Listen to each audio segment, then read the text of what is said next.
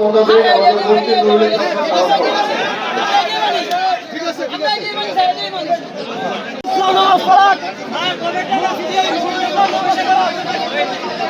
গভর্নমেন্টের সিদ্ধান্ত নিয়েছেন মুফতি নুরুল ইসলাম সাহেব। জি জি জি জি জি হ্যাঁ মাদ্রাসা সিদ্ধান্ত গভর্নমেন্টের লিখিত সিদ্ধান্ত আছে, লিখিত সিদ্ধান্ত নিয়েছেন মুফতি নুরুল ইসলাম সাহেব।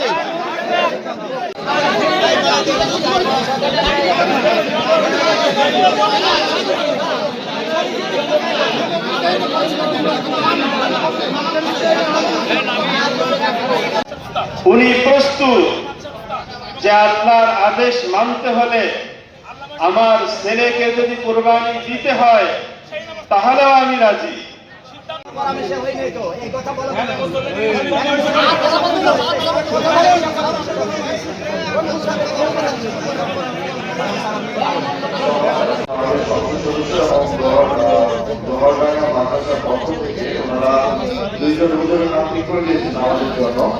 আমাদের নামাজে বলবো বয়ানের জন্য ঠিক করে দিয়েছে মাওলানা আব্দুল সালাম সাহেব এবং নামাজ পড়ার মুফতি নুরুল ইসলাম সাহেব। এটা গভর্নমেন্ট মাদ্রাসার সিদ্ধান্ত।